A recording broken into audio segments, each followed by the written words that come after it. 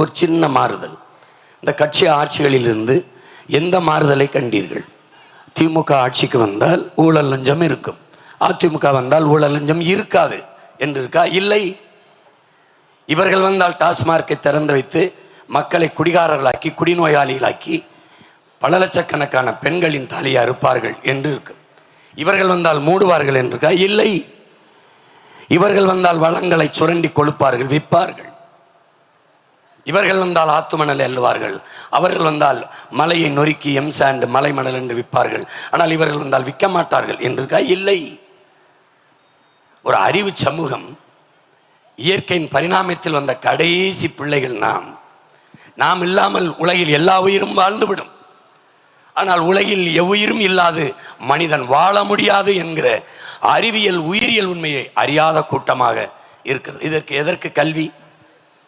எதற்கு இந்த பாடங்கள் படிப்புகள்? எதற்கு மரம் நான் இல்லாமல் மரம் வாழும், மரம் இல்லாமல் நாம் வாழ முடியுமா என்ற கேள்வியை அறிவு சமூகம் எழுப்பி பார்க்கணும். கொக்கு இல்லாமல், குருவி இல்லாமல், மான் இல்லாமல், மயில் இல்லாமல், யானை இல்லாமல், புலி இல்லாமல், சிங்கம் இல்லாமல் வாழ்ந்துவிட முடியும் என்று மனிதன் நினைப்பது எவ்வளவு பைத்தியக்காரத்தனம்! எவ்வளவு பைத்தியக்காரத்தனம்! மனிதனால் இயற்கை என்பது என்ன? மனிதனால் படைக்க முடியாதது, மனிதனால் உருவாக்கப்படாதது எதுவோ அதெல்லாம் இயற்கை. ஆனால் மனிதனால் உருவாக்கப்பட்டது எது? இந்த கட்டடங்கள், இந்த வாகனம், இந்த ஒளிப்பதிவு கருவி, இந்த பூமியில் நீங்கள் பார்க்கிற எல்லாம் மனிதன். விண்ணூர்தி, கப்பல், தொடர்வண்டி, இந்த கோயில், இந்த கட்டடம், இந்த ஒளிவாங்கி, ஒளிபெருக்கி எல்லாம் மனிதனால் படைக்கப்பட்டது. ஆனால் இதற்கெல்லாம் மூலம் யார்? இதை தந்தது யார்? இதற்கான மூலப்பொருளை தந்தது யார்? அது இயற்கை. அது இயற்கை. அதை தந்தவள் யார்? இந்த பூமி தாய் தான். அவதான் தந்தாள். நீங்கள் பார்க்கிற இந்த பூமியில் பார்க்கிற எல்லாம் தந்தவள் அவதான். அவதான். சுவாசிக்கிற காற்றை தந்தது மரம். உலகத்தில் எல்லா உயிரினங்களும் நச்சு காற்றை வெளியிடும், நற்காற்றை சுவாசிச்சுட்டு ஆக்சிஜனை உள்வாங்கிவிட்டு கார்பன் டை ஆக்சைடை, கரியமில வாயுவை வெளியிடும். ஆனால் மரங்களும் செடிகளும் கொடிகளும் தான். ஒரு சிறிய செடி துளசி, வீட்டுக்குள்ள துளசியை வளர்க்கிறது பக்திக்கு இல்லை, அது புக்திக்கு. அது 24 மணி நேரம் ஆக்சிஜனை வெளியிடும், நற்காற்றை வெளியிடும். அதனால தான் வளர்க்கிறோம். நம் முன்னோர்கள் வளர்த்தார்கள். ஆலமரம், அரச மரம் 24 மணி நேரமும் ஆக்சிஜனை வெளியிடும். எதுக்கு நம்ம முன்னவர்கள் கோயிலை கட்டினார்கள், குளத்தை வெட்டினார்கள்? ஏன் வேப்ப மரம், புளிய மரம் நடவில்லை? எதற்காக ஆலமரமும் அரச மரத்தையும் நட்டார்கள்? ஏன்? அதுதான் நற்காற்றை வெளியிடும், மூச்சு காற்றை வெளியிடும். நம் பிள்ளைகள் கோயில் குளத்திலே குளித்து சாமியை கும்பிட்டு இங்கே அமர்ந்து நல்ல காற்றை சுவாசிக்க வேண்டும் என்பது தமிழனின் வழிபாடு என்பது, கோட்பாடு என்பது, மெய்யல் என்பது, அறிவியல் என்பதை தமிழ் சமூக மக்கள் என்னிலும் இளையன் தம்பி தங்கைகள் புரிந்து கொள்ளணும். சீமான் மரத்தோட பேசிட்டுக்கிறான், மரத்துக்காக ஓட்டு இருக்குன்றான். அடப்பாவி, மரத்துக்கிட்ட ஓட்டு இல்லை, என் உயிர் இந்த மரத்துக்கிட்ட தான் இருக்கு. அதனால தான் நான் மரத்தோட பேசிக்கிட்டு இருக்கேன். மாட்டோட பேசிக்கிட்டு இருக்காங்கிறான். மாடு என்பது மாடு இல்லை, ஆடு என்பது ஆடு இல்லை, நம் செல்வங்கள். எல்லா உலக பேரறிஞரும் சொல்றான், ஆடும் மாடும் மொபைல் பேங்க்குங்கிறான், நடமாடும் வைப்பகம்ங்கிறான். ஒரு ஆடுன்னா 70,000, மாடுன்னா பால். உன் நாட்டின் பொருளாதாரம் என்ன? சாராயம் எவ்வளவு? 50,000 கோடி ஒரு ஆண்டுக்கு. பால், அதன் சந்தை என்ன? 3 லட்சம் கோடி. உன் நாட்டின் பட்ஜெட்டே 3 லட்சம் கோடி தான். உன் அரசு ஆவின் பால் விற்குது, திமுக அதிமுக அரசு. எங்க கேளு, யார்கிட்ட கேளு. இருக்கு, பால் இருக்கு, ஆவின் பால் இருக்கு. அது பால் தானான்னு கேளு, பால் இல்லை, பால் போல ஒன்று.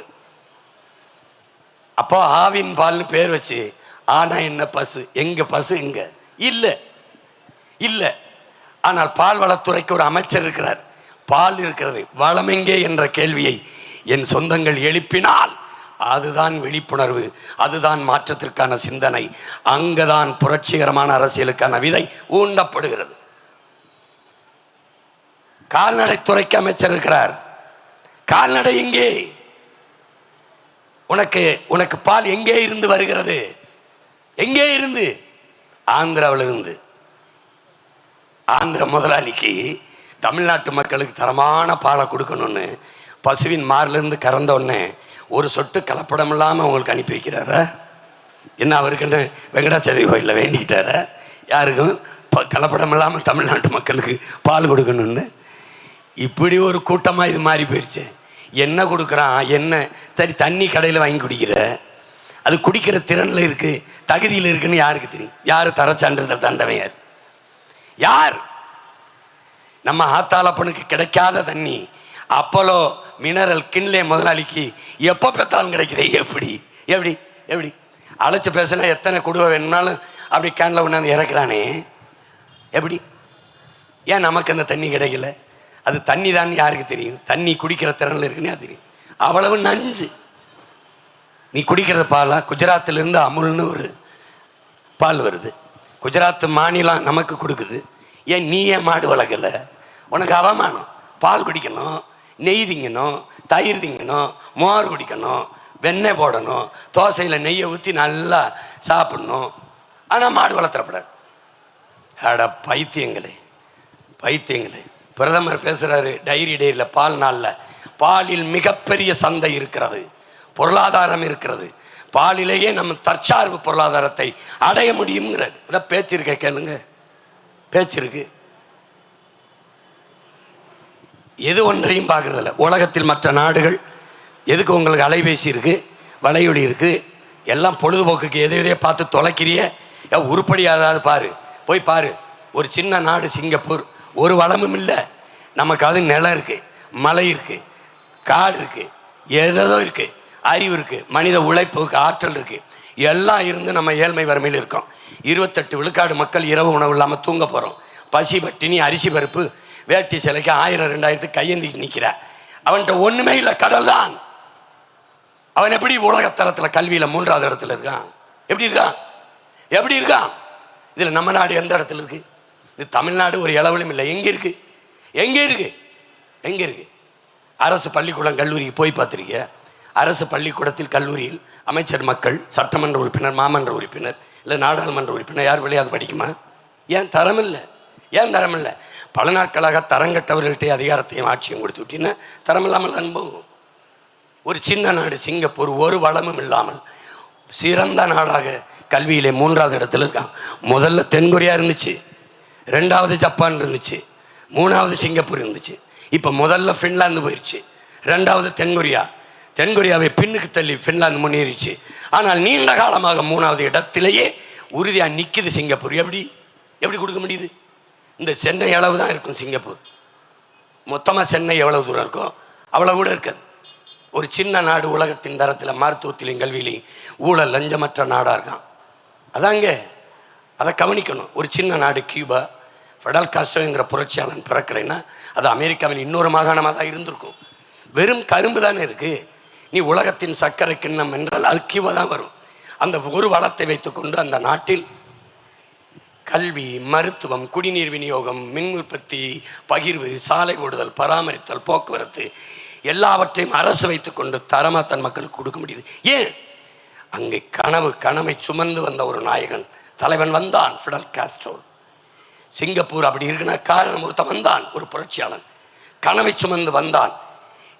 அவன் சொல்லுகிறான் 10 years, only 10 years, 10 ஆண்டுகளில் என் நாட்டை உலகத்தின் தலை சிறந்த நாடாக படைப்பேன், 1000 ஆண்டுகள் தாண்டியும் என் நாட்டை மக்கள் போற்றத்தக்க உயரத்தில் வைப்பேன் என்றான். லீ குவான் யூ வைத்தான். எத்தனை ஆண்டுகள் மாறி மாறி இவர்கள் திமுக விட்டா அதிமுக, அதிமுக விட்டா திமுக. என்னத்தை விட்ட? என்ன பண்ண? தொடர்ந்து ஓட்டு போட்ட. உதயசூரியன், ரெட்டலை, கையி, தாமரை, அது இதுன்னு அவர்கள் வென்றார்கள். நீங்கள் தோற்று போனீர்கள். என்ன சாதித்தீர்கள்? என்ன சாதித்தீர்கள்? மக்களாட்சியை ஏற்றுக்கொண்ட நாட்டில், ஜனநாயக நாட்டில் மக்களுக்கு இருக்கிற கடைசி வலிமை மிக்க கருவி ஆயுதம் வாக்கு. அதை அநீதி, அடக்குமுறை, ஒடுக்குமுறை, பசிப்பஞ்சம், ஊழல் லஞ்சம், இந்த அநீதிக்கு எதிராக இந்த வாக்கை தூக்குவதற்கு பதிலாக விற்கிறீர்கள் 1500க்கு. ஜனநாயக படுகொலை செய்கிற துரோகிகளாக தேச துரோகத்தை செய்து கொண்டிருக்கிறீர்கள். தேர்தல் ஆணையம் எழுதி வைக்குது, அதுக்கு 100 கோடிக்கு மேலே செலவு. வாக்குக்கு காசு வாங்குவதும் கொடுப்பதும் குற்றம், ஓராண்டு சிறை. எவன் ஒருத்தவங்க கூட சிறையில் இல்லை, ஒருத்தவங்க. ஆனால் கொடுக்குறான். நம்ம போகிற போது பறக்கும் படை குறுக்க வந்து நிற்கும். என்ன பண்ணும்? ஒவ்வொரு தடவையும் திறந்து பார்க்கும். என்னை 3-4 தடவை சொல்லிச்சு, ஏதாவது செலவு காசு இருந்தால் அதில் வச்சு விடுங்கன்னு சொல்லி. என்ன அந்த தங்கச்சியில்ட்ட கேட்குறேன், சார் என்ன சார், அண்ணா போன தடவை நான் உங்களுக்கு தானே ஓட்டு போட்டேன், டியூட்டி நான் மன்னிச்சுக்கிறேங்க. நான் காசு கொடுக்கப்படுதா இல்லையா? படுது, அது தெரியுது, தடுக்க முடியல. இப்போ உன் மகன் என்ன சொல்கிறேன், காசு வாக்குக்கு காசை கொடுத்து வாக்கை பறிக்கிறவன் ஜனநாயகத்தை படுகொலை செய்கிறான், கேடுகட்ட பணநாயகத்தை கட்டமைக்கிறான். பணம் இருப்பவன் தான் அரசியல் செய்ய முடியும் என்றால் அங்கே மக்களுக்கான சேவை என்பது செத்து போகும். பணத்தை முதலீடு செய்து வெல்லுகிறவனின் லாப தேவைதான் இருக்கும். அப்போ எங்கே இருக்கும் ஜனநாயகம்? எங்கே இருக்கும் மக்களாட்சி? எங்கே இருக்கும் மக்களுக்கான அதிகாரம்? ஏன் இந்த கேள்வி யாருக்குள்ளும் எழ மாட்டேங்குது? அப்போ பணம் இருக்கிறவன் தான் அரசியல் செய்ய முடியும் என்றால் நானும் என் தம்பியும் எப்படி பணம் இருக்கிறவன் தான் அரசியல் செய்ய முடியும் என்ற நிலை இருந்திருக்குமானால் எப்படி காமராஜர் வந்திருக்க முடியும்? எப்படி கக்கன்? எப்படி ஜீவானந்தம்? எப்படி பேரங்க அண்ணா? அவரே பேசுகிறார். பேரங்க அண்ணா பேசுறதற்கு தட்டிப்பார் வலையொலியில்.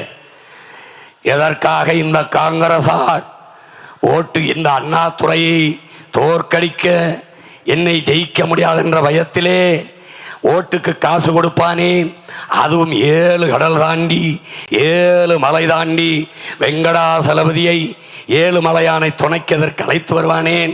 அந்த படத்தை மக்களிடத்தில் காட்டி அதன் மேலே காசை வைத்து அதிலே சத்தியம் செய்து அந்த காசை கொடுத்து எனக்கு வாக்கு போடக்கூடாது, காங்கிரஸுக்குத்தான் போட வேண்டும் என்று இந்த காங்கிரஸார் ஏன் இப்படி செய்கிறார்கள் அப்படின்னு பேசுனது இருக்கு. அன்னைக்கு 2 ரூபா கொடுத்துருக்கான் ஐயா அண்ணாதுரை தோக்கடிக்க. இன்னைக்கு 2000 கொடுக்குறான். யாரு? எந்த அண்ணாதுரை அவர்கள் எதிர்த்து பேசின காங்கிரஸை கூட கூட்டிக்கிட்டு 2 கூட்டுக்கலவனையும் சேர்ந்து கொடுக்குறான். என்னடா ஆட்சி! மானத்துக்கு உயிரை விட்ட கூட்டம் கொஞ்சம் கூட கோவப்பட மாட்டேன், கொஞ்சம் கூட சிந்திக்கிறது இல்லை. மூளைங்கிற உறுப்பு எதுக்கு? இவர் வந்தா மகளிர் உரிமை தொகை, அது யாரு? கலைஞர் உரிமை தொகை. அவருக்கு என்ன உரிமை? என்ன உரிமை? அவர் தொகையாது. அதில் 1000 5 ஆண்டு முடியும் போது நாடு மக்களும் வளர்ந்துட்டாங்க. அதனால என்ன 2000. ஐயா எடப்பாடி 2000. புதுசாக வந்திருக்க தம்பி 2500. உன் மானத்தை நான் ஏழை விடுறதை பார்த்து ரசித்து கேவலம் கேவலம். நாங்கள் வந்தால் ஃப்ரிட்ஜுக்குள்ள எதை வைப்பேன் கீரை வெண்டைக்காய் காய்கறி பழம் இதை அதேவே கொடுப்பேன். எங்கள் அப்பா விவசாயி தான் கொடுப்பேன், வேற ஒன்றும் கொடுக்க முடியாது. மிக்சி கொடுத்தாங்க, எதை போட்டாரப்ப? மல்லி மிளகாய் மஞ்சள் தானே. அதை யார் தருவா? அது விவசாயி தான். சரி மிக்சி கொடுத்தாங்க, எத்தனை நாள் ஓடும்? நீயே போய் கடையில் இந்த மிக்சி கிரைண்டர் ஃப்ரிட்ஜெல்லாம் நீயே போய் பார்த்து வாங்கிட்டு வந்தாலும் அது ஒரு 6 மாதம் 1 வருஷத்துக்குள்ளே பழுதாயிரும். இவங்க மொத்தமாக அடிமாட்டு விலைக்கு வாங்கிட்டு வந்து உனக்கு கொடுத்தா அது 2 மாதம் ஓடும், நின்றுடும். அடுத்த தேர்தல் வரைக்கும் மிக்சியில் போட்டு நீ மசாலா அரைக்காமல் மாவு அரைக்காமல் என்ன பண்ணுவ? அடுத்த தேர்தல் வரைக்கும் காத்திருப்பியா சொல்லு. மிக்சி கிரைண்டருக்கு அதை பயன்படுத்துவதற்கு தடை இல்லாமல் மின்சாரம் இருக்க. என்ன நாடு என்ன ஆட்சின்னு அதை சைத்துக்கிட்டு இருக்க நீ? ஆள் மாறுகிறது 5 ஆண்டுக்கு ஒரு முறை, ஆட்சி மாறுகிறது. ஐயா கருணாநிதி இல்லை என்றால் அம்மா ஜெயலலிதா, திமுக இல்லை என்றால் அதிமுக, ரெட்டலை இல்லை என்றால் உதயசூரியன் ரெட்டலை, ஐயா ஸ்டாலின்னா எடப்பாடி ஐயா இல்லைன்னா ஸ்டாலின். ஆட்சி முறை மாறுகிறதா? அதான் கேள்விங்க. அப்படியே அவங்க வந்தாலும் டாஸ்மார்க் இருக்கும், இவங்க வந்தாலும் டாஸ்மார்க் இருக்கும், அவங்க வந்தாலும் ஊழல் லஞ்சம், இவங்க வந்தாலும் ஊழல் லஞ்சம், அவன் வந்தாலும் கொலை, இவன் வந்தாலும் கொலை, பட்ட பகல வெட்டுவான். சரி நீ சொல்லு, வீட்டுலேருந்து வெளியில் வந்துட்டு திருப்பி உயிரோட வீட்டுக்கு போயிடுவேன்னு உறுதியை உனக்கு தர முடியுமா? தருவியா நீ? உன் பிள்ளை நம்ம பிள்ளை பள்ளிக்கூடத்துக்கு போயிட்டு அல்லது கல்லூரிக்கு போயிட்டு பணிக்கு போயிட்டு திருப்பி பத்திரமா வந்துருங்கிற நம்பிக்கை உனக்கு இருக்கா சொல்லு, இருக்கா? எப்படிப்பட்ட நாட்டில் நீ வாழ்ந்துக்கிட்டு இருக்க? நிறைந்த போதையே ஒரு பண்பாடு, ஒரு வாழ்க்கை முறை, ஒரு கலாச்சாரமாக மாறி போய்விட்டது நமது நாட்டில். எல்லாவற்றையும் தனியார் மயப்படுத்திய அரசு, கல்வியை, அறிவை வளர்க்கும் கல்வி, உயிரை காக்கும் மருத்துவம், உலக உயிர்களின் உயிர் தேவையாக இருக்கிற நீர், இது 3ம் விற்பனை பண்டமாகிவிட்ட நாடல்ல சுடுகாடு என்பதை அன்பு தம்பி தங்கள் அறிவார்ந்த பெற்றோர்கள் புரிந்து கொள்ளணும். ஒரு நாட்டின் வளத்திலேயே ஆகப்பெரிய வளம் அறிவு வளம்தான். செல்வத்திலே சிறந்த செல்வம் கல்வி செல்வம் தான். ஒரு நாட்டை ஆளுகிற மன்னனுக்கு கூட அந்த நாட்டில் மட்டும்தான் செல்வாக்கு இருக்கும், மதிப்பு இருக்கும். அந்த நாட்டை தாண்டினால் இருக்காது. ஆனால் கற்றவனுக்கு சென்ற இடமெல்லாம் சிறப்பு. அதைத்தான் அறிவு மூதாட்டி அவை சொல்ற. ஒரு நாட்டை எப்படி கட்டமைப்ப? கல்வியில் இருந்துதான். கல்வியில் இருந்தான் ஒழுக்கம், நன்னெறி, தர்ம சிந்தனை, சமூக மேம்பாடு எல்லாம் கொண்ட ஒரு சமூகமாக கட்டமைக்க முடியும் என்றால் கல்வியிலிருந்து தொடங்கணும். உலகத்தில் ஒரு நாட்டின் எதிர்காலம் அந்த நாட்டின் வகுப்பறையில் தீர்மானிக்கப்படுதுங்கிறான். உன் வகுப்பறையா இருக்கா, அறிவு கருவறையா இருக்கா, அல்லது வியாபார அறையா இருக்கா? யோசிச்சு பாரு. நல்லா காசு கொடுத்தா நல்ல கல்வி, இல்லைன்னா கட்டடத்தை வேடிக்கை பார்த்து வீட்டுக்கு போகலாம். அப்போ எப்படி பண்ணுவ நீ? தனியார் முதலாளியால் தான் தரமான கல்வியை கொடுக்க முடியும் என்கிற நிலை இருப்பது எவ்வளவு அவமானம். போய் பாரு, சிங்கப்பூர், மலேசியாலாம் போய் பாரு. இந்த தானே இருக்கு, போயிட்டு தானே இருக்க. தனியார் முதலாளிகளும் கல்லூரி, மருத்துவமனை நடத்துகிறார்கள், பள்ளி நடத்துகிறார்கள், அரசும் நடத்துது. ரெண்டும் போட்டியிடுது மக்களுக்கு யார் தரமா கொடுக்கறதுன்னு. அது வரவேற்கத்தக்கது. அதை தான் உன் மையம் சொல்றேன். உன் பிள்ளை வென்று வந்தால் முதல்ல என்ன பண்ணுவேன்? கையெழுத்து என்ன போடுவாங்க கேட்பான். கையெழுத்து முதலமைச்சர் கையெழுத்து தான் போடணும், இல்லைன்னா செல்லாது. அது போட்டு அடுத்து என்ன பண்ணுவேன் பாருங்க. கல்வி மானுட உரிமை, கொடுக்க வேண்டியது அரசின் கடமை, கொடுக்காமல் இருப்பது மாபெரும் கொடுமை. பெற்றுக் கொடுங்கள் பிள்ளைகளை, என் அன்பு பெற்றோர்களே, என் உயிரினும் இனிய உடன் பிறந்தார்களே, பெற்றுக் கொடுங்கள் பிள்ளைகளை, கற்றுக் கொடுக்கிறோம் நாங்கள். பிள்ளைகள் உங்கள் வீட்டின் செல்வங்கள் அல்ல, நாட்டின் செல்வங்கள் என்று கையெழுத்து போடுவேன். போட்டு என்ன பண்ணுவேன்? உலகத்தரம் எதிராக ஃபின்லாந்து, ரெண்டாவது யாரா தென்கொரியா, மூணாவது சிங்கப்பூர். இந்த 3 நாட்டையும் முந்தி கொண்டு கல்வியின் தரத்தை உயர்த்துவேன். இனி ஃபின்லாந்துலேருந்து, சிங்கப்பூர்லேருந்தும், தென்கொரியாவிலேருந்து ஒருத்தன் பேசணும், உலகத்தின் கல்வித்தரம் எங்கே? தமிழ்நாட்டின் கல்வித்தரம் தான்டா உலகத்தரம் என்று சொல்லணும். அதுக்கு என்ன பண்ணுவேன்? எனக்கு ஒரு நோக்கம் இருக்கு. தனியார் முதலாளியால் கொடுக்க முடிகிற கல்வியை 8 கோடி மக்களால் நிறுவப்பட்ட ஒரு அரசால் கொடுக்க முடியாதா? இந்த கேள்வியை என் முன்னால் நிற்பவர்கள் அல்ல, உலகெங்கும் இருக்கிற என் சொந்தங்கள், உங்கள் பிள்ளைகள் முன்வைக்கிற இந்த கருத்தை கேட்கிற என் சொந்தங்கள் சிந்திக்கணும். அப்படின்னா அரசு தோற்று போகுது, கையாளாக அமைகிறது. எதுக்கு இந்த அரசப்போ? பள்ளிக்கூடம் வச்சிருக்க, தரமா வச்சிருக்க, பள்ளிக்கூடத்தை சுடுகாடு மாதிரி வச்சிருக்க. ஆனால் நீ புதைச்சிருக்க சுடுகாடு எப்படி வச்சிருக்க? நட்சத்திர விடுதி மாதிரி வச்சிருக்க. இப்போ நான் என்ன செய்கிறேன்? தலைகளாக மாற்றணுங்கிறேன். அதை குட்டியச்சராக்கிட்டு இதை நட்சத்திர விடுதி மாதிரி ஆக்கணும்ன்ற. யார் செய்வான்ற? போய் பாரு. உலகத்தை ஒப்பிடுறியே, இங்கே யார் செய்கிறான்னு? செய்தான். இதே டெல்லியில் 5 ஆண்டுகளில் அரவிந்த் கெஜ்ரிவால் செஞ்சான். போய் பார் அவனுடைய கட்டட அமைப்பு, கற்பித்தல் முறை, அங்கேயே நீச்சல் குளம், அங்கேயே விளையாட்டு திடல். உன்னை மாதிரி உப்புமா கிண்டிலாம் போடலவன். காலையில் 5 நாளும் உப்புமா கம்பெனி கரண்ட் நாட்டை கொடுத்தீங்கன்னா உப்புமா தான் போடுவான். போய் பாருவேன். உலக தரத்துக்கு கொண்டு வந்து நிறுத்திட்டான் கெஜ்ரிவால். அரவிந்த் கெஜ்ரிவாலால முடியும், உன் மகன் சீமானால முடியாதான்னு சொல்லு. அவன்கிட்ட ஒன்றும் இல்லை. அது யூனியன் பிரதேசம், சின்ன பகுதி. இவ்வளோ பெரிய நிலமும் மலம் வச்சுட்டு, இவ்வளோ பெரிய கனவு வச்சுட்டு உங்கள் பிள்ளையால் கொடுக்க முடியாத? அருகில் ஒரு பெரியவர் கேரளாவில் பினராயி விஜயன். போய் பாரு. தனியார் பள்ளிகளுக்கு, கல்லூரிகளுக்கு போய்கிட்டு இருந்த மாணவர்களை, 31 விழுக்காடு மாணவர்களை அரசு பள்ளி கல்லூரியின் பக்கம் திருப்பிட்டான். ஏன்? தரத்தை உயர்த்திட்டான். நீ ஏன் உயர்த்த மாட்ட சொல்லு. தனியார் பள்ளி, கல்லூரி, மருத்துவமனையின் வைத்திருப்பதே இவர்கள் தான். அப்ப அரசு பள்ளி கல்லூரியின் தரத்தை உயர்த்திட்டா அங்க வர்ற வியாபாரம் குறைந்து விடும். அவன் லாப தேவைக்காக மக்களுக்கு செய்ய வேண்டிய சேவையை மீறுகிறான், மறுக்கிறான். அரசு மருத்துவமனை இருக்கு, அரசை நடத்துகிற எவனாவது போய் அதில் படுக்கிறானா கேளு. எனக்கு தெரிஞ்ச அரசு மருத்துவமனையில் படுத்தது 2 பேர். ஒன்று எங்கள் ஐயா தாப்பாண்டி, இன்னொன்று எங்கள் ஐயா நல்ல கண்ணு. அவன் 2 பேரும் கம்யூனிஸ்ட்வாதிகளாக இருந்ததுனால எளிய பிள்ளைனால படுத்தான். அதுக்கு முன்னாடி ஐயா கக்கன் போன்றவர்கள் எங்கள் முன்னோர்கள். வேற ஐயா எம்ஜிஆர் உடனே இல்லைல்ல, அப்பளோவில் படுத்தாங்க. ஐயா கருணாநிதி அவர்களுக்கு முடியல, எம்ஜி ராமச்சந்திரா. அதுக்கப்புறம் அம்மா ஜெயலலிதாவுக்கு முடியல, அப்பலோ. ஐயா கருணாநிதி அவர்களுக்கு முடியல, காவிரி.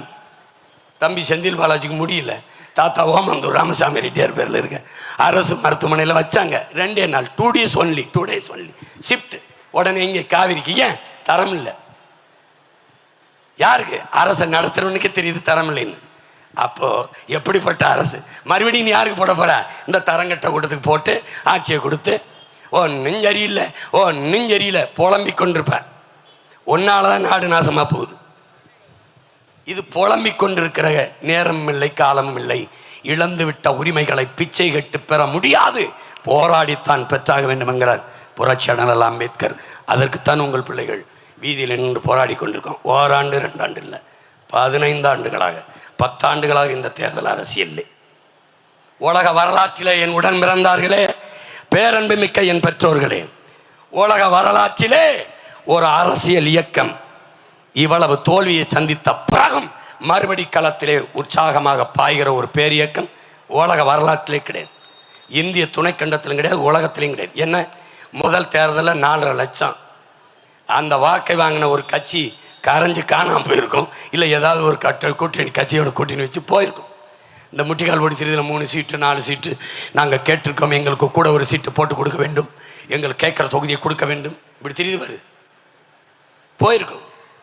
போகலை. அதே உறுதியோட திருப்பி 2019 18 லட்சம் வாக்கு, 4.5 லட்சம் இங்கே இருக்குது, 18 லட்சம் இந்தியாவை யார் ஆடுறதுல நாங்கள் போட்டியாளர்களே இல்லை. அதில் வாக்கு எப்படி? ஒவ்வொரு தேர்தலுக்கு ஒரு சின்னத்தை கொடுப்பாங்க. எங்களுக்கு வாக்குக்கு காசு கொடுக்கல.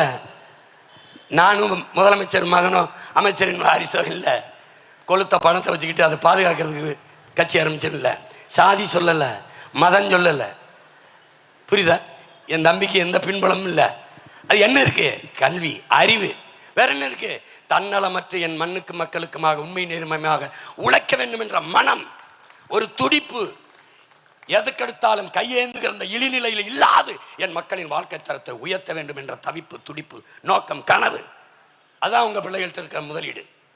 நான் காசை முன்னிறுத்தவில்லை, ஆகச்சிறந்த கருத்தை முன்வைக்கிறோம். கோடிகளை கொட்டவில்லை தேர்தல் களத்திலே, உயர்ந்த சிறந்த புனிதமான கொள்கையை முன்வைக்கிறோம். எப்படி? அடுத்தது 21வது தேர்தலில் அதுலேயும் தோற்றம். என்னை தவிர யாரும் கட்டுத்தொகை வாங்கல. ஆனால் 30 லட்சம் வாக்கு திமுக அதிமுகவுக்கு அடுத்து 3வது பெரிய கட்சியாக என் மக்கள் வாக்கை செலுத்தி வளர்த்தார்கள். வாக்கு காசு வாங்கல. நீ சாதி சொன்ன, மதம் சொன்ன, சாராயம் கொடுத்த, சாப்பாடு கொடுத்த, பணம் கொடுத்த, தூக்கி வீசிட்டு போட்டான் 30 லட்சமான தமிழ் மக்கள். நல்ல அரசியல் வர வேண்டும், நல்ல ஆட்சி மலர வேண்டும் என்று நினைத்த எனது சொந்தங்கள் திருப்பி 24 என்னுடைய சின்னத்தை எடுத்துட்டு புது சின்னம் அந்த மாதிரி ஒளி வாங்கி ஒரு மைக்கு தேர்தலுக்கு முதல் வாரத்தில் கொடுத்தாங்க. எங்களுக்கு எப்படி கொண்டு போய் சேர்க்கறதுன்னு தெரியல. ஊடகங்கள் எங்களுக்கு ஆதரவும் இல்லை, அது கொண்டு போய் சேர்க்க பொருளாதாரமும் இல்லை. கத்தி கொண்டு போய் சேர்த்தான். இந்தியாவை ஆள்றதில்லை. நான் வேட்பாளரும் இல்லை, பிரதம வேட்பாளரும் இல்லை, எங்களை யாரும் தெரிந்த வேட்பாளர்களும் இல்லை. 36 லட்சம் மக்கள் தேடி வாக்கை செலுத்தி 3வது 4வது பெட்டியில் இந்த மைக் சின்னத்தை எங்கே இருக்கு சீமான் சின்னம் மைக், இந்த மாதிரி ஒரு மைக் எனக்கு கொடுத்தான். ஆனால் பெட்டியில் வைக்கும்போது இங்கே 2 பொத்தானை வச்சு விட்டான். அது சீப்பு மாதிரி இருந்துச்சு. மைக்கா சீப்பா ஒரே குழப்பமாகி போச்சு. அதில் தேடி போட்டு 36 லட்சம் மக்கள் எனக்கு வாக்கை செலுத்தி அதே மாதிரி 3வது பெரிய கட்சியாகவும் தனித்து நின்று முழு இசைவு பெற்ற அங்கீகாரம் பெற்ற ஒரு மாநில கட்சியாக என் மக்கள் உயர்த்தி இருக்கிறார்கள். ஏன்? என் மக்கள் மாண்பு மிக்கவர்கள், மகத்தானவர்கள். 3வது இடத்தில் தன் பிள்ளைகளை கொண்டாந்து நிறுத்திய என் மக்கள் 1வது இடத்தில் நிறுத்துவார்கள். ஒரு செயலை செய்ய முயல்வது, மூச்சுவிட மறப்பது மட்டும் மரணம் அல்ல, முயற்சி செய்ய மறப்பதும் மரணம்தான். நாங்கள் முயன்றோம். 2016 முயன்றோம். தேர்தல் களத்திலே வந்தோம், போட்டிட்டோம், முயற்சி, தோற்றோம். மறுபடி 2019 முயன்றோம், அது மறுமுயற்சி, தோற்றோம். மறுபடி 2021 நின்றோம், அது தொடர் முயற்சி, தோற்றோம்.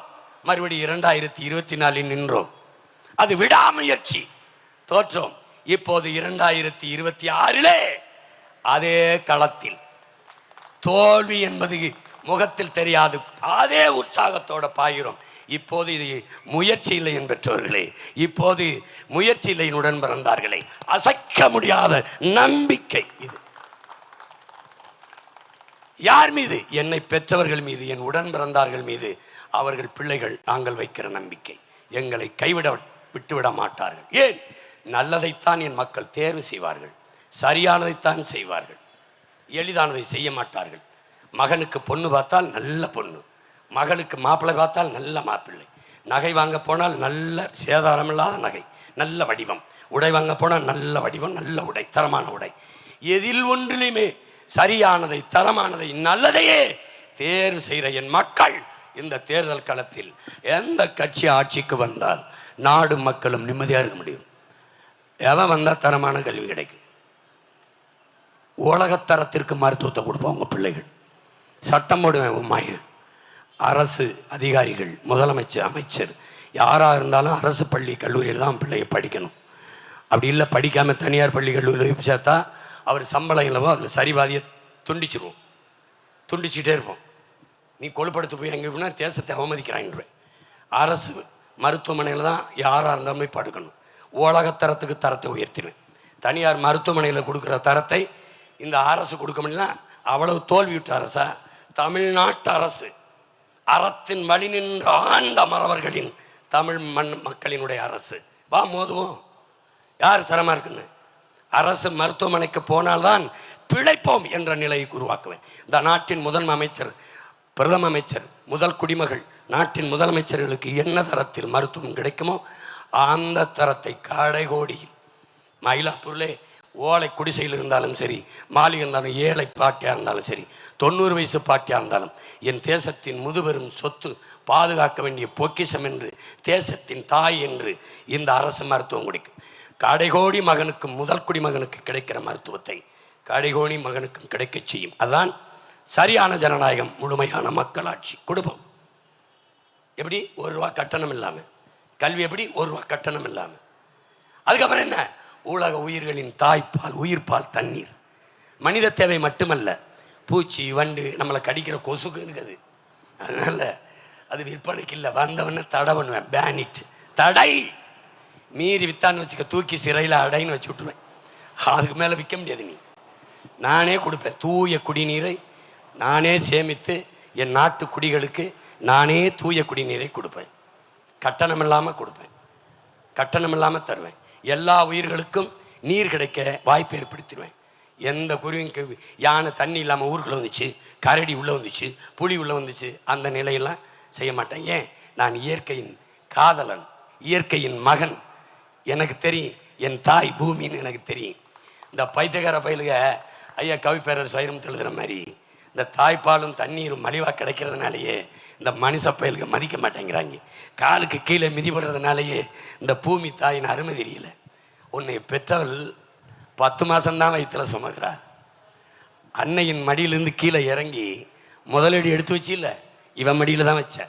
உன் வாழ்நாளின் கடைசி நொடி வரை இந்த பூமி தாய் தான் உன்னை சுமக்கிறான். கடைசியாக செத்து போனவொன்னே பெத்த தாய் கூட பொணம்ன்றுவான். பொணத்தை தன் வயிற்றுக்குள்ள மறுபடியும் வாங்கி கொள்பவள் இந்த பூமி தாய் தான். உதைந்தோ எரிந்தோ நீ சாம்பலாவதும் அவள் மடியில் தானே. ஆதனிலால் என் அன்பு சொந்தங்களே, உங்கள் தாய் நிலத்தை பேரன்பு கொண்டு, இந்த பூமியை பேரன்பு கொண்டு காதலிங்கன்னா ஈழத்து பாவேந்தன் புதுவரத்துணர். உனக்கு உனக்கு பூமி தான் தெரியாது, எதுவும் தெரியாது. நீ கும்பிட்றதுக்கு 1 கோடி சாமி இருக்கு, வாழ ஒரு பூமி தான் இருக்கு. எவன் அதுக்காக கத்துறான்னு பாரு. 3 உங்கள் பிள்ளைகளின் ஆட்சி கட்டணம் இல்லாமல் தரும். ஏன் இலவசம்ங்கிற சொல்லலை? நான் சொல்லலை, அதை அறிவிருக்கிறேன், அதை ஒழிக்கிறேன். இலவசம்ங்கிற சொல்லையே ஒழிக்கிறேன், அழிக்கிறேன். ஏன்? ஆறுதலால் காயங்கள் ஆறாது, அழுவதனால் எதையும் அடைந்து விட முடியாது, தூறல்களால் பயிர்கள் விளையாது, என் தேசத்தை நாசமாக்கிய ஒரே சொல் இலவசம்ங்கிறார் தவ திருக்குன்றக்குடி அடிகளால் அவர். இலவசம் பெற வேண்டிய ஏழ்மை வறுமலினில் இல்லாது என் மக்களின் வாழ்க்கை தரத்தை உயர்த்துவேன். கல்வி, கல்விக்கேற்ற வேலை, வேலைக்கேற்ற சம்பளம், அதை கொண்டு வாழ்கிற பெருமை மிக்க வாழ்வு, அதுதான் எங்கள் கனவு. அதை நோக்கித்தான் உங்கள் பிள்ளைகளின் ஆட்சி நகர். இது 3 தான் அடிப்படை. இது 3ஐயும் கட்டணம் இல்லாமல் தருவோம். மற்றபடி மின்சாரம் தடையின்றி தருவோம்.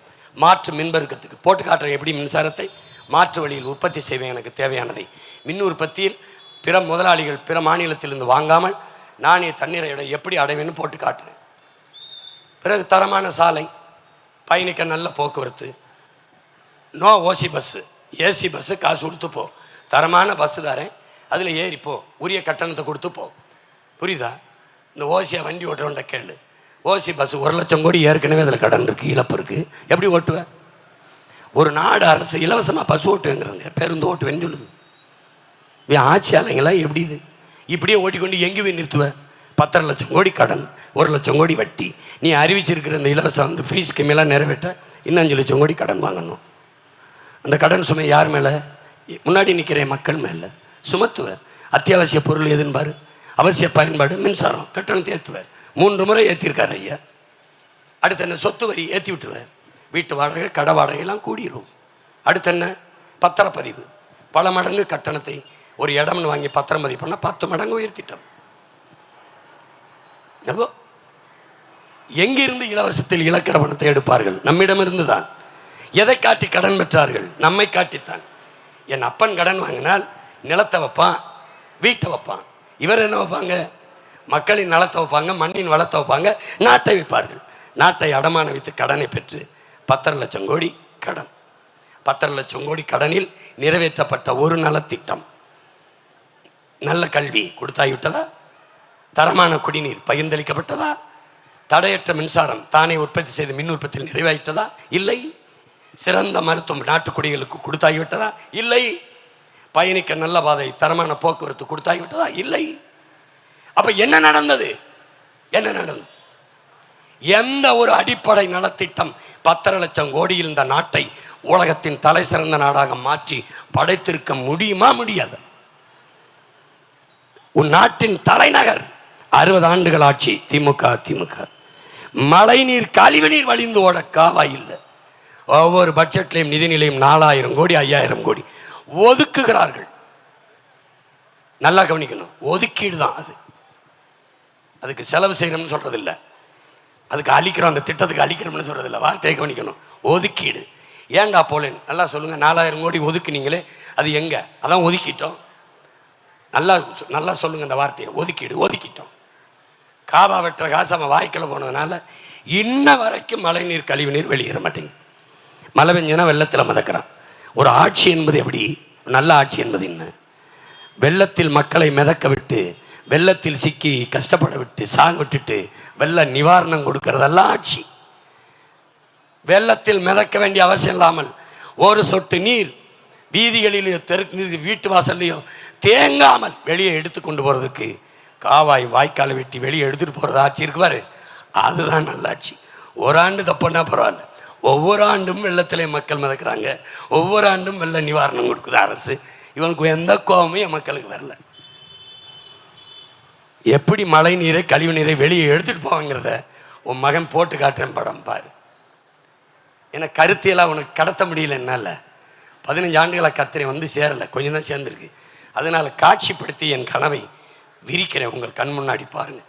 எப்படி தண்ணியை தேங்க விடாமல் மற்ற நாடுகள் எப்படி இந்த கழிவு நீரை மழை நீரை எப்படி வெளியேற்றி எப்படி அதை நிர்வாகம் செய்துங்கிறத போட்டு போட்டு காட்டுறேன். அதுபோல் நான் செய்வேன். அப்போது அறிவார்ந்த சமூகம், இந்த களத்தில் நிற்கிற எல்லா தலைவர்களும் எடுத்து வைக்கிற கருத்தை கேளுங்க. எது சரியாக இருக்கோ அவங்களுக்கு வாக்கு செலுத்துங்க. எங்கள் கருத்து நல்லதுன்னா கொள்ளுங்க, அல்லதுன்னா தள்ளி விடுங்க. மக்களின் பிரச்சனையை எவனாவது மனசில் இருந்து பேசுகிறானான்னு பாருங்க. இந்த தலைவன் எவனாவது ஒருத்தன். தலைவன் என்பவன் குறிப்புகளோடு பேசுகிறவன் இல்லை, குறிக்கோளோடு பேசுகிறவன் தான் தலைவன். தலைவன் இருந்தவன் தாளில் இருந்து மக்கள் பிரச்சனையை பார்த்து படிக்கூடாது, தன் தலையிலிருந்து பேசணும். நீ இங்கே இரு, நாளைக்கு காலையில் வரைக்கும் இப்படியே பேசிக்கிட்டே இருப்பேன். என்னடா தம்பி? ஏன்னா உன் வலி, உன் காயம், உன் துன்பம், உன் துயரம் எல்லாம் எங்கே இருக்கு? இங்கே இருக்கு. ஏன் இந்த ஆவேசமான மொழி? நீண்ட காலமாக தாங்கி இருக்கிற வலி. அதனால தான் இந்த மொழி. எனவே நான் அன்பு சொந்தங்கள், கொஞ்சம் சிந்திங்க, கொஞ்சம் சிந்திங்க. அந்த உக்ரைன் பிரதமர் செலன்ஸ்கி அவன் பிரதமரானவொன்னே அரசு அலுவலகங்களில் என்னுடைய படத்தையெல்லாம் எடுத்துருங்கன்ட்டான். நான் ஒரு அடையாளமோ குறியீடு அல்ல, I am not a icon or identity, என்னை தூக்கிட்டான். அப்போ என்ன பண்ணலாம்? உங்கள் பிள்ளைகளின் படங்களை உங்கள் மேசைக்கு எதிராக, அலுவலக மேசைக்கு எதிராக மாற்றிடு. ஏதாவது ஒரு கோப்பு வருதா கையெழுத்துக்கு, ஃபைல், அதை பாரு. அப்போ உன் பிள்ளைகளின் முகத்தை பாரு. நீ இடுற கையெழுத்து உன் பிள்ளைகளின் எதிர்காலத்துக்கு சரியாக இருக்குன்னா இடு, இல்லைன்னா இட்டுறாதுன்ட்டான்.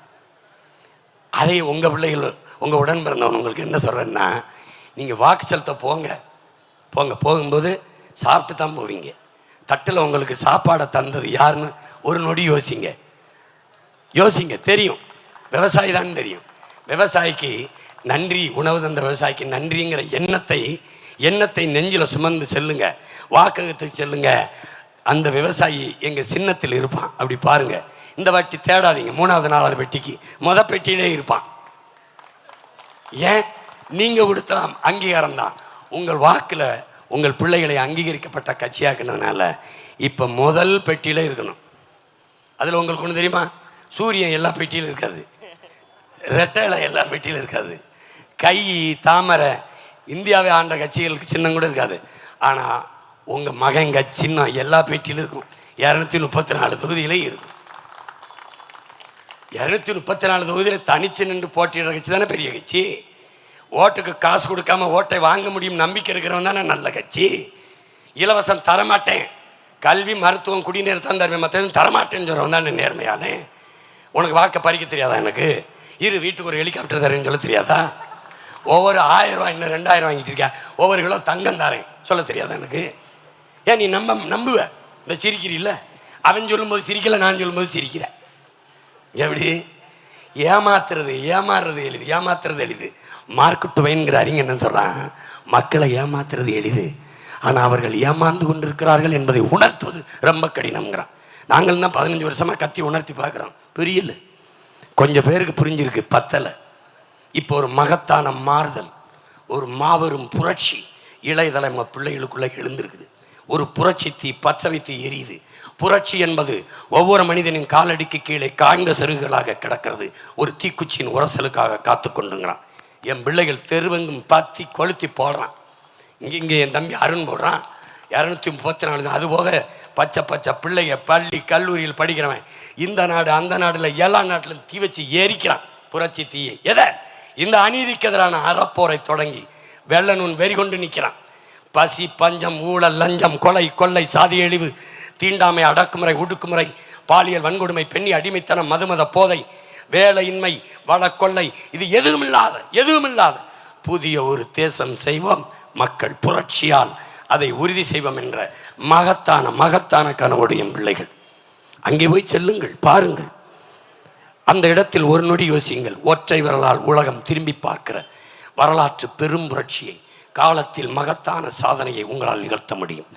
எந்த சின்னத்திற்கு வாக்களித்தால் நல்ல கல்வி கிடைக்கும், எந்த சின்னத்திற்கு வாக்களித்தால் சிறந்த மருத்துவம் கிடைக்கும், எந்த சின்னத்திற்கு வாக்களித்தால் தூய குடிநீர் தடையின்றி கிடைக்கும், கட்டணம் இல்லாமல் கிடைக்கும், எந்த சின்னத்திற்கு வாக்களித்தால் படித்தவன் படிக்காதவன் அனைவருக்கும் அரசு வேலை கிடைக்கும், வேலை இல்லை என்ற சொல் இல்லாது எப்போ எந்த சின்னத்திற்கு வாக்களித்தால் ஒழியும்.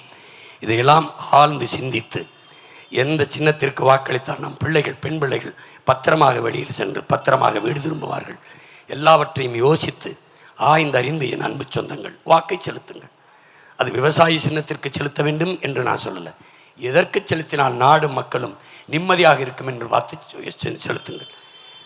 ஐயா கருணாநிதி ஆட்சி காலத்தில் வாழ்ந்துட்டீங்க 5 முறை, அம்மா ஜெயலலிதா ஆட்சி காலத்தில் 4 முறை, ஐயா எடப்பாடி 4.5 ஆண்டு, ஐயா ஸ்டாலின் முழுமையாக 5 ஆண்டு. இந்த ஆட்சி தொடரட்டும் நினச்சா எங்கள் சின்னத்தை தொற்றாதீங்க. இதோட முடியட்டும் கர்மம்னா தொடுங்க, விவசாயிக்கு தொடுங்க, அழுத்துங்க, மொத்தமாக இதை மாற்றுங்க. இந்த அநீதியான ஆட்சிகளை தூர செலுத்துங்க. தயவு செய்து என் அன்பு மக்களே, புரட்சி என்பது ஒரு தலைகீழ் மாற்றம் என்பது சொல்லல்ல செயல். மாற்றுவோம். புரட்சி எப்போதும் வெல்லும். உங்கள் பிள்ளைகள் எங்களின் வெற்றி அதை சொல்லும். இலக்கு ஒன்றுதான், இனத்தின் விடுதலை. இனம் ஒன்றாவோம், இலக்கை வென்றாவோம். தமிழ் தாய் வாழ்க, தலைவர் பிரபாகரன் வாழ்க. மயிலாப்பூர் தொகுதியிலே என் ஆருயிர் இளவல், என் அன்பு தம்பி அருண் வெல்க வெல்க வெல்க. இவனைப் போல, என் தம்பியைப் போல தகுதியான துடிப்பு மிக்க ஒரு இளைஞன் இல்லை, இவனுக்கு விட சிறந்த தகுதி வாய்ந்த ஒரு வேட்பாளர் இருந்தால் அவருக்கு நீங்கள் வாக்கை செலுத்துங்கள். என் வாக்கையும் என் தம்பி வாக்கையுமே அவர்களுக்கே செலுத்துகிறோம். ஆனால் இனிமேலாவது பாருங்கள், யாருக்கு செலுத்து? எல்லாத்துலேயும் சரியானதானே தேடுறீங்க, எல்லாத்துலேயும். இதுலேயும் தவற விடுறீங்க. அடுத்த 5 ஆண்டு கால நம் எதிர்காலத்தை தீர்மானிக்க போகிற நல்ல தலைமையை தேர்வு செய்யுங்கள். என் பிள்ளை, என் அன்பு தம்பி, என் ஆருயிர் இளவல் அருண் அவர்களை தேர்வு செய்து நீங்கள் சட்டமன்றத்துக்கு அனுப்புங்கள். பன்னெடுங்காலமாக மக்கள் மன்றத்திலே மக்கள் முன்னாடியே கத்திக்கொண்டும் பேசிக்கொண்டும் கதறிக்கொண்டிருக்கிற உங்கள் பிள்ளைகள் ரத்தம் வேர்வையாக உருகி ஓட, உடம்பெல்லாம் உப்பு பூக்க, நெஞ்சு வெடிக்க, தொண்டை தண்ணி வறண்டு போக, முகமெல்லாம் கருத்து போக, உடலெல்லாம் சோர்வடைய உங்கள் முன்னாடி நின்று கத்துவது எங்கள் நலனுக்கல்ல, எங்களுக்கு ஒரே ஒரு தன்னலம்தான், அது என் இனத்தின் நலன்தான். எனவே என் அன்பு சொந்தங்கள், அறிவார்ந்த பெருமக்கள், கற்றறிந்த சான்றோர்கள் நிறைந்த இனத்தின் மக்கள், உங்கள் பிள்ளைகள் எங்களுடைய கருத்தை கொஞ்சம் கவனியுங்கள். சரியாக இருந்தால் மதிப்புமிக்க வாக்கை எங்களுக்கு செலுத்தி வெற்றி பெற செய்யுங்கள். இந்த மயிலாப்பூர் தொகுதியிலே போட்டியிடுகிற என் தம்பி வேட்பாளர் அல்ல, பன்னெடுங்காலமாக தாழ்த்தி வீழ்த்தி வைக்கப்பட்ட தமிழ் தேசியனன், உணர்வை இழந்து, உரிமை இழந்து, உயிரை இழந்து அடிமைப்பட்டு நிற்கிற அன்னை தமிழ் சமூகத்தின் மொழி மீட்சிக்கு, இன எழுச்சிக்கு, நிலவள பாதுகாப்புக்கு, மக்கள் நல பாதுகாப்புக்கு போராடுகிற ஒரு அரசியல் புரட்சிகர அரசியல் படையாக இருக்கிற நாம் தமிழர் கட்சியின் முன் கள போராளிகள், கள வீரர்கள் தான் என் கட்சி வேட்பாளர்கள். அப்படி இந்த களத்திலே நிற்கிற ஒரு மகத்தான கனவை சுமந்து நிற்கிற என் ஆறுயிர் தம்பி அருண் அவர்களுக்கு நீங்கள் வேளாண் குடிமகன் விவசாய சின்னத்திலே வாக்கை செலுத்தி நீங்கள் வெற்றியடையுங்கள், என் தம்பியையும் வெற்றியடைய செய்யுங்கள். புரட்சி வெல்லட்டும். நன்றி, வணக்கம். நாம் தமிழர். ஆடும்போது வெறியேறோ, சுத்தி ஓடும்போது பொறியாடோ, விற்றோதரா வேலோடு வா, நான் தமிழோடு வாரேன். விளையாடி பார்ப்போமடா, திருச்செந்தூரிலே விளையாடி பார்ப்போம். வேல்வேல் வீரவேல், வேல்வேல் வெற்றிவேல். முருக பெருமானுக்கு, முருக பெருமானுக்கு, திருமுருக பெருமானுக்கு. நாம் தமிழர். மூட குழியில் புராண புழுதி மூடி கிடந்தான் முருகன். தோண்டி துடைத்து விஞ்ஞான தண்ணீரில் கழுவினேன். ஒற்றை துணி சற்றை அசைவுற நெற்றி சுடர் வற்றி பரவிட வெற்றி திரு வேலுக்கதிபதி உயிர் கொண்டார். கடவுளா நீ என்றேன், மூத்த குடி காத்த மூதாதை என்றான். குன்றில் ஏன் குடி என்றேன், ஆதி மனிதன் குடில் அதுதானே என்றார். குளிர்மலையில் ஏன் குறையுடை கொண்டாய் என்றேன். இரையாகும் விலங்கை துரத்தி கொண்டே இறை தேடும் விலங்கு விட்டு உயிர் தப்பி ஓட, சுனைகள் ஆறுகள் நீந்தி கடக்க, தேனடை தேடி கிளைதோறும் குதிக்க, தொங்கும் ஆடை தொல்லையா இல்லையா, இன்னொன்றையும் நெஞ்சில் எழுது, நெசவு கண்டது குறிஞ்சியில் அல்ல மறவாதே.